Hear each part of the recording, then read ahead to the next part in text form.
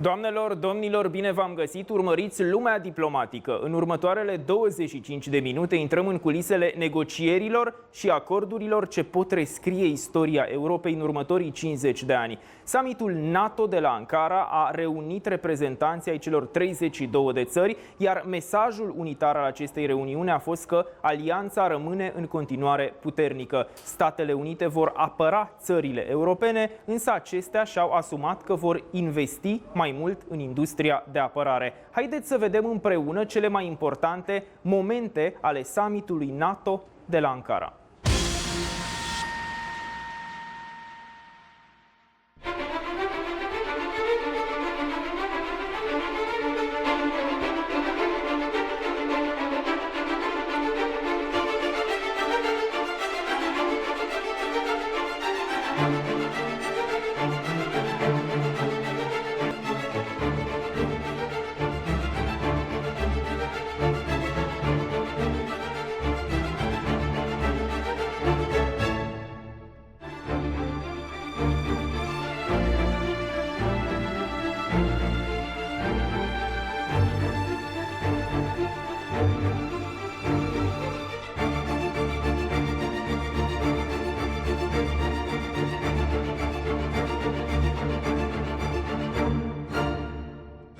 To Iran, I know you're disappointed. We discussed it a couple of weeks ago.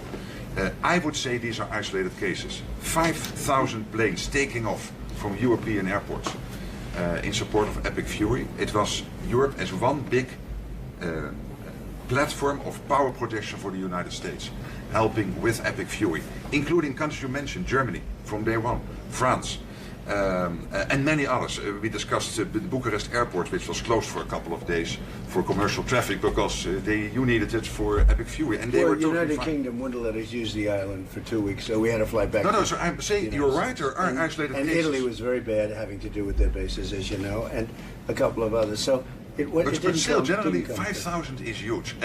And you mentioned Spain. Even you got Spain to pay 2%.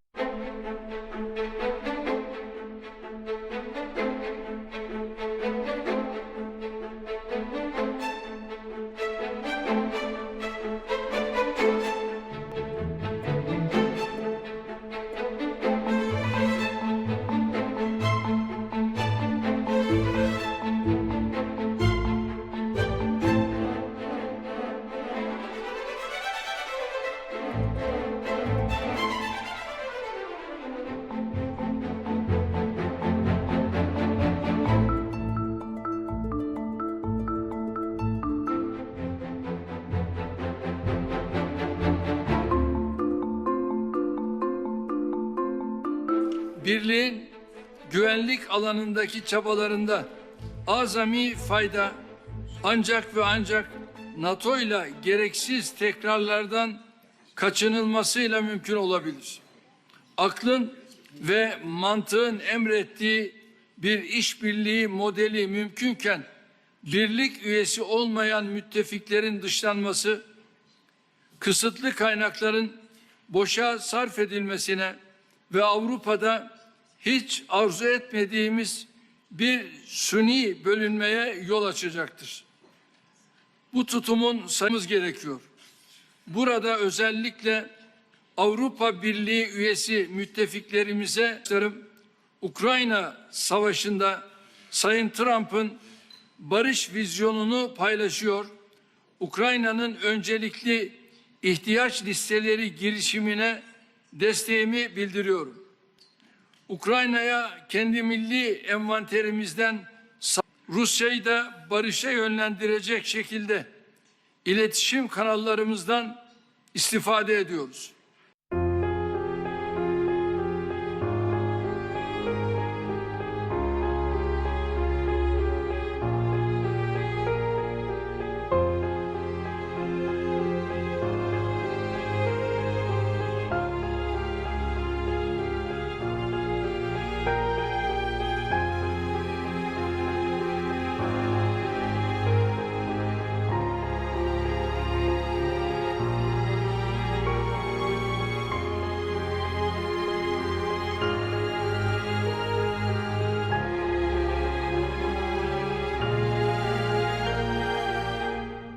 Au fost mai multe subiecte importante. În primul rând, cum v-am spus de dimineață, declarația finală a summitului, care spune că reafirmă unitatea, importanța articolului 5 de apărare colectivă și continuarea legăturii transatlantice, adică participarea Statelor Unite, implicarea în alianță. A fost, după cum știți, summitul de la Haga a fost un moment de cotitură anul trecut, în care Statele Unite, în mod justificat, au pus în discuție necesitatea echilibrării cheltuielilor de apărare între Statele Unite și statele europene și atunci a fost un angajament 3,5 plus 1,5% din produsul intern brut până în 2025, cheltuielile ale fiecăruia din statele NATO pentru apărare și a fost un moment acum la un an în care să vedem cum suntem fiecare și răspunsul este că statele europene au luat în serios promisiunea pe care au făcut-o în urmă cu un an. Dacă vorbim de România, România este la anul acesta aproximativ 2,5 plus 1,2. Și important, din cei 2,5, 40% sunt pentru înzestrare propriu-zisă, adică de cumpărare de echipament nou.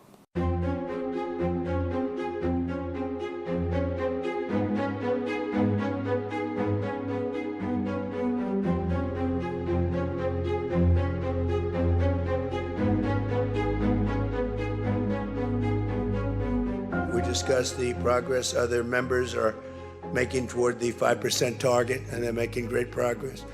Many of these countries are very rich, by the way. We don't have to feel sorry for them. But it doesn't mean they're properly protected. There's a big difference.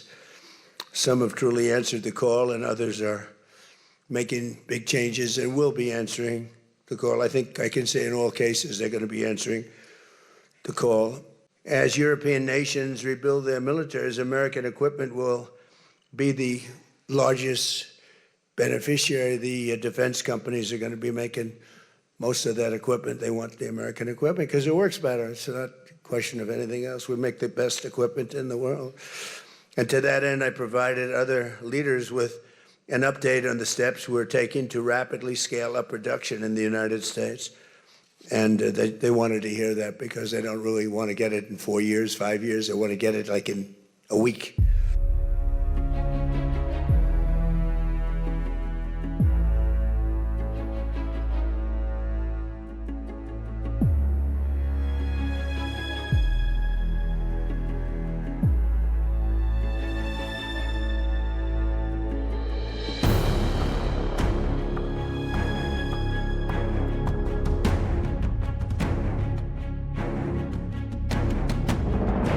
Eli Venäjän uhka tulee olemaan pitkäkestoinen ja laaja-alainen, ja se ei poistu Ukrainan sodan ratkettua.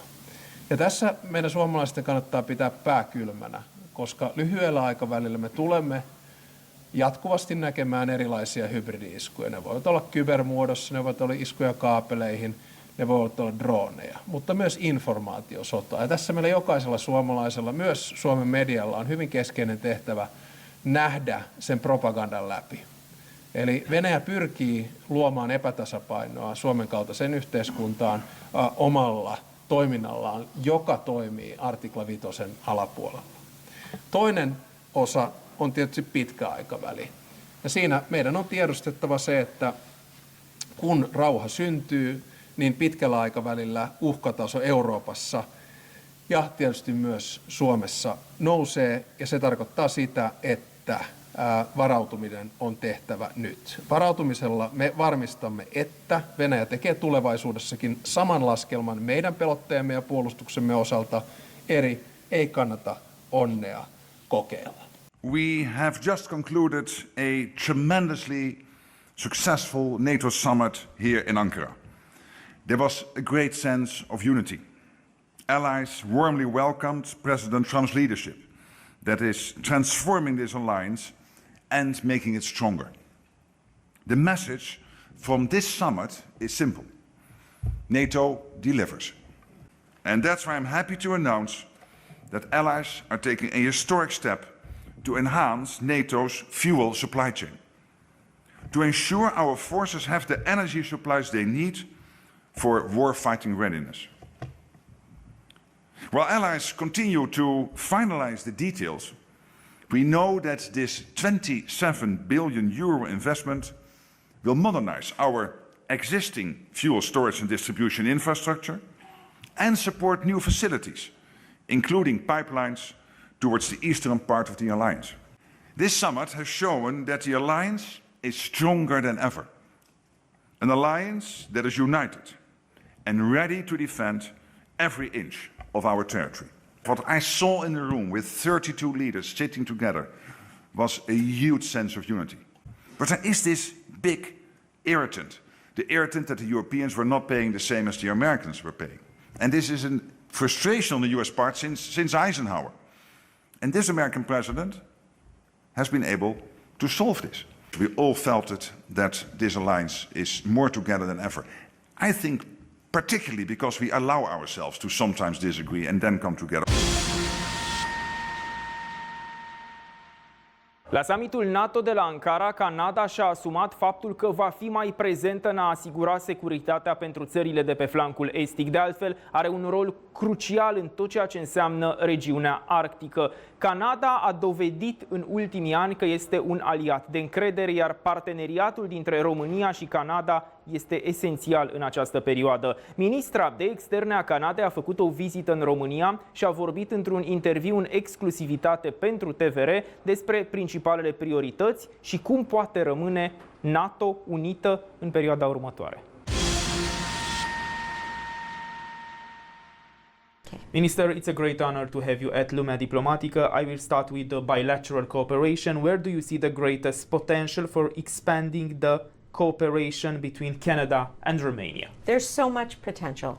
One of the reasons I wanted to come here to Bucharest today is to re-emphasize the solidarity between our two countries and the potential for growth in trade and investment, in defense and security, and in energy, in particular nuclear energy. Our bilateral trade right now is at just under $1 billion. We can grow that through CETA, through the SAFE. We can also work closely together on defense and security. The Defense, Security and Resilience Bank is something Romania itself has championed, as we have. And then finally on nuclear, the relationship is very deep. 50 years ago, Canada and Romania signed the Nuclear Cooperation Agreement. 30 years ago, the CANDU reactor was built here in Romania at the Cernova. So we're very, very grateful for the work with Romania, but there's much more to be done. C3 and C4 are potentially on the horizon, and Canada's a leader in nuclear technology, so we look forward to working for decades and decades to come with Romania. How do you believe NATO can maintain its unity in these years ahead? To what extent does the principle all for one, one for all still hold true today? It does. And let me just express my solidarity with the Romanian people as they face unjustified incursions by Russian drones. This is absolutely unacceptable. Canada condemns those Russian incursions, and we stand with the Romanian people. In terms of the broader question you asked on NATO unity, this is my 4th NATO summit, and every summit is different. But after every summit, NATO members emerge united. There is a time for us to discuss transatlantic security, assistance for Ukraine, and the broader defense industrial supply chain. That is all going to happen over the next 2 days. And NATO members will continue to support Article 5, will continue to be one for all and all for one, and we will stay united, all 32 members strong. How seriously should NATO prepare for the possibility of future Russian aggression? the Russian threat against Ukraine has been clearly evidenced over the last 4 years, and if you count the illegal annexation of Crimea over the last 10 years. And it is absolutely essential for us to stay cognizant and united against the Russian threat. And in the Canadian context, we are very much focused on Arctic security, because if you remember, just on the other side of the Arctic Circle, Russian infrastructure is moving further and further north. We have to make sure that we are united as a NATO alliance on Arctic security, on illegal Russian aggression against Ukraine, and on the defense industrial base, which will allow our member countries to operate on similar platforms, to support each other's defense supply chains, and to be united all along the path to 2035, and where countries will reach 5%. What does it mean in practical terms when the European Union and Canada commit to taking greater responsibility for European security? Well, for Canada, we've continually exported our military support to Europe, in particular over 2 world wars. And what this means at this moment in time is our continued commitment to the NATO alliance.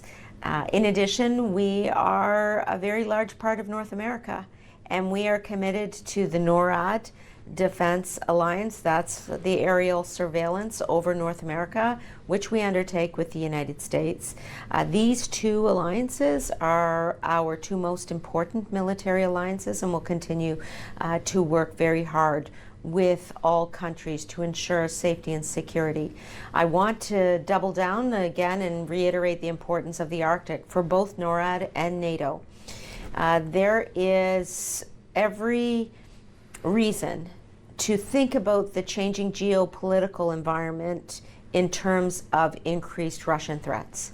And unless we take those threats seriously and plan for the short and the long term, we will not be served well. So I say now, let's focus on key areas geographically where we see the Russian threat most significantly moving, and that of course is on the eastern flank of Ukraine in particular, in the Donbass region and beyond. 5 people were killed in Kyiv last night, but it's also in other parts of the world, and I encourage us all to be very cognizant of that threat. And I have to conclude this section by saying Russian misinformation and disinformation and their threats in the cyber space are absolutely essential to take into account. We're not just talking about geography, we're also talking about the cyber world and cyberspace. Cyber attacks and disinformation and misinformation are one of the gravest threats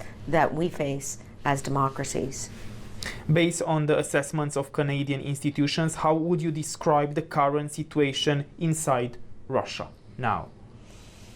Of course, as Canada's foreign minister, I'm concerned about the Russian threat vis-a-vis NATO, vis-a-vis Canada and other countries. And I'll say that, as I just underlined, let's be eyes wide open about the Russian threat, and let's stand in solidarity with Ukraine in this moment where a ceasefire is needed, where security guarantees are needed, and where the coalition of the willing will continue to support Ukraine's long-term security and territorial integrity. Canada's put on the table $25.5 billion.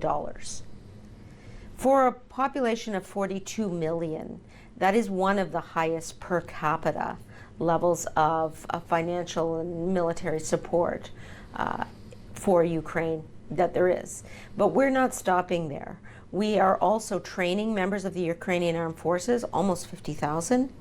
We are also ensuring that we do our part for the return of the Ukrainian children. So we co-lead that initiative, and I will be hosting a summit for the return of Ukrainian children in Canada on September 28th and 29th, and certainly we welcome participation at that event.